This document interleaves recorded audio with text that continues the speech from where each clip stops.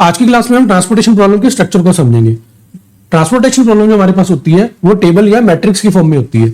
अब ये जो टेबल या मैट्रिक्स है या तो वो आपको क्वेश्चन में बनाकर दे देंगे और आपको अकॉर्डिंगली क्वेश्चन सॉल्व करना होगा। यहाँ वो क्या करते हैं, आपको एक स्टेटमेंट दे देते हैं, उस स्टेटमेंट में दी गई इन्फॉर्मेशन के अकॉर्डिंग आप अपना टेबल या मैट्रिक्स बनाते हो, फिर अकॉर्डिंगली आप अपना आगे क्वेश्चन करते हो। तो इसलिए इसके स्ट्रक्चर को समझना बहुत ज्यादा इंपॉर्टेंट है। अब ये एग्जांपल हमारे पास अवेलेबल है, इस एग्जांपल की हेल्प से हम ट्रांसपोर्टेशन प्रॉब्लम के स्ट्रक्चर को समझेंगे। अब ट्रांसपोर्टेशन प्रॉब्लम में हम जानते हैं कि हमारे पास सोर्सेज से डेस्टिनेशन की तरफ हमारा ट्रांसपोर्टेशन ऑफ गुड्स हो रहा होता है, ठीक है। तो उसकी कॉस्ट को हमें मिनिमाइज करना होता है ट्रांसपोर्टेशन प्रॉब्लम में। तो अकॉर्डिंगली जो हमारी ट्रांसपोर्टेशन प्रॉब्लम की स्ट्रक्चर होती है, उन्होंने हमारे पास एक साइड पे सोर्सेज दिए होते हैं और दूसरी साइड पे उन्होंने हमारे पास डेस्टिनेशन दिए होते हैं। जैसे इस मैट्रिक्स में हमारे पास जो सोर्सेज है वो कौन से हैं, ये जो फैक्ट्रीज लिखी है, factory F1, factory F2, factory F3, ये हमारे क्या है सोर्सेज। और डेस्टिनेशन हमारे कौन से हैं, D1, D2, D3।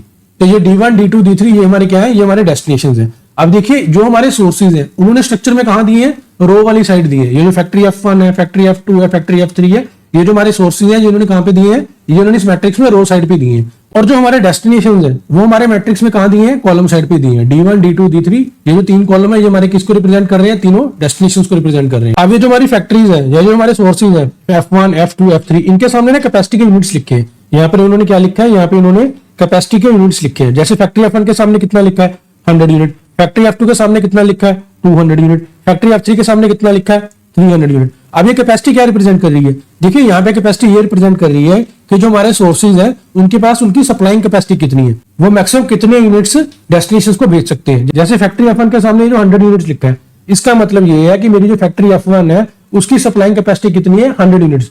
तो फैक्ट्री F1 मैक्सिमम कितने यूनिट सप्लाई कर सकती है डेस्टिनेशंस को, 100 यूनिट। जो फैक्ट्री F2 के सामने 200 लिखा है, इसका मतलब क्या है कि जो मेरी फैक्ट्री F2 है उसकी सप्लाइंग कैपेसिटी कितनी है, 200 यूनिट्स। जो हमारी फैक्ट्री F2 है वो डेस्टिनेशंस को मैक्सिमम कितने यूनिट्स बेच सकती है, 200 यूनिट। और फैक्ट्री F3 के सामने जो 300 लिखा है, इसका मतलब ये है कि हमारा जो थर्ड सोर्स है फैक्ट्री F3 है उसकी सप्लाइंग कैपेसिटी 300 यूनिट की है, वो मैक्सिमम कितने यूनिट्स बेच सकती है डेस्टिनेशंस को, 300 यूनिट्स। तो इस तरह से हमारे पास ट्रांसपोर्टेशन प्रॉब्लम में हमारे सोर्सेज की सप्लाइंग कैपेसिटी दी होती है। अब मैट्रिक्स में हमारे पास यहाँ पे डिमांड भी लिखा है, ठीक है। ये डिमांड का मतलब क्या है, देखिए D1 के सामने जो 50 लिखा है, D2 के सामने जो 450 लिखा है, D3 के सामने जो 100 यूनिट लिखा है, तो ये क्या रिप्रेजेंट कर रहे हैं, ये यूनिट्स ये रिप्रेजेंट कर रहे हैं कि हमारे जो डेस्टिनेशन है ना उनकी डिमांड कितनी है। जैसे D1 की डिमांड कितनी है, 50 यूनिट्स की।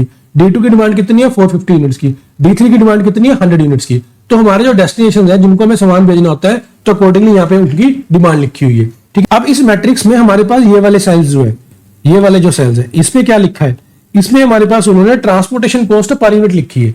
मतलब ये जो 4, 6, 9, 8, 7, 5, 17, 8, 9 ये जो लिखी है फिगर्स, ये क्या लिखी है, ये हमारे पास ट्रांसपोर्टेशन कॉस्ट पर यूनिट लिखी है। देखिए हम जानते हैं कि ट्रांसपोर्टेशन प्रॉब्लम में हमारे पास सोर्सेज से डेस्टिनेशंस की तरफ ट्रांसपोर्टेशन ऑफ गुड्स हो रहा होता है। तो ऑब्वियसली जब हमारे पास ट्रांसपोर्टेशन ऑफ गुड्स होगा तो हमारे पास कॉस्ट तो उसकी इंकर होगी, तो अकॉर्डिंगली हमारे पास उसकी कॉस्ट लिखी हुई है। लेकिन यहाँ पर जो कॉस्ट लिखी हुई है, इतना ध्यान रखना, ये पर यूनिट कॉस्ट है। अब ये जो 4 रुपीज लिखा है इस सेल में, ये क्या रिप्रेजेंट करता है, ये रिप्रेजेंट करता है कि अगर आप फैक्ट्री F1 से डेस्टिनेशन D1 की तरफ ट्रांसपोर्टेशन ऑफ गुड्स करते हो तो आपकी पर यूनिट ट्रांसपोर्टेशन कॉस्ट कितनी आती है, 4 रुपीज। और ये 6 रुपीज क्या रिप्रेजेंट कर रहा है, ये 6 रुपीज रिप्रेजेंट कर रहा है कि अगर आप फैक्ट्री F1 से डेस्टिनेशन D2 की तरफ ट्रांसपोर्टेशन ऑफ गुड्स करते हो तो आपको पर यूनिट ट्रांसपोर्टेशन कॉस्ट कितनी आएगी, 6 रुपीज आएगी।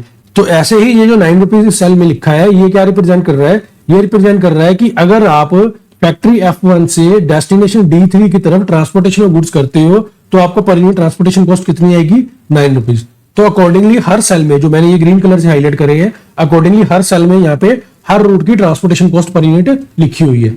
अब इस मैट्रिक्स में यहाँ पर जो 600 लिखा है, ये क्या रिप्रेजेंट कर रहा है, ये जो 600 लिखा है ये रिप्रेजेंट कर रहा है हमारी टोटल कैपेसिटी को और टोटल डिमांड को। मतलब हमारे जितने भी सोर्सेज है, जब आप उनकी सप्लाइंग कैपेसिटी को ऐड करोगे तो कितना बन रहा है, 600 यूनिट। और हमारे जितने भी डेस्टिनेशंस है, जब आप उनकी डिमांड का टोटल करोगे तो टोटल डिमांड सभी डेस्टिनेशंस की कितनी निकल के आ रही है, 600, ठीक है। तो अकॉर्डिंगली 600 रिप्रेजेंट कर रहा है टोटल कैपेसिटी को और टोटल डिमांड को। हमारे पास जो हमारी ट्रांसपोर्टेशन प्रॉब्लम होती है वो हमेशा बैलेंस होनी चाहिए, ठीक है। बैलेंस होने का मतलब ये होता है कि हमारी डिमांड का टोटल और कैपेसिटी का टोटल बराबर होना चाहिए। या इन अदर वर्ड्स बोलूं, हमारी टोटल ऑफ डिमांड और टोटल ऑफ सप्लाई बराबर होनी चाहिए।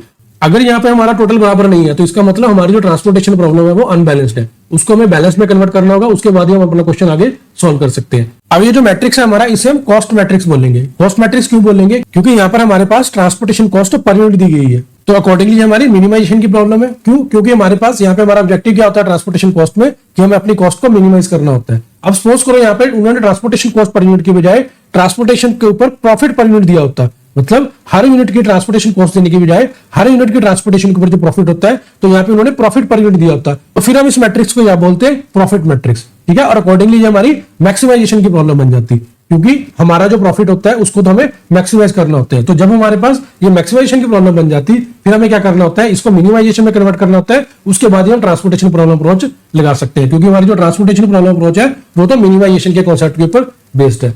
देखिए एक चीज आपको और ध्यान में रखनी है कि मोस्ट ऑफ दी आप ट्रांसपोर्टेशन प्रॉब्लम के क्वेश्चन देखोगे, वहां पे आप जो फ्रेमिंग्स देखोगे, वहां पे आप देखोगे कि जो हमारे सोर्सेज है ना वो रो वाली साइड है और जो हमारे डेस्टिनेशन है वो कॉलम वाली साइड है, जैसे इस एग्जांपल में है। लेकिन ये फिक्स रूल नहीं है कि आपके सोर्सेज हमेशा रो वाली साइड होंगे और डेस्टिनेशन हमेशा आपके कॉलम वाली साइड होंगे। आपके डेस्टिनेशन रो वाली साइड भी दिए जा सकते हैं और आपके सोर्सेज कॉलम वाली साइड भी शिफ्ट किए जा सकते हैं, तो ये पॉसिबिलिटी भी है। आपको क्वेश्चन सोल्व करते समय क्वेश्चन की फ्रेमिंग को अच्छे से देख के अकॉर्डिंगली प्रोसीड करना है। तो होपफुली आपको ट्रांसपोर्टेशन प्रॉब्लम की स्ट्रक्चर अच्छे समझ में आ गई होगी। मिलते हैं नेक्स्ट क्लास में। Thanks for watching.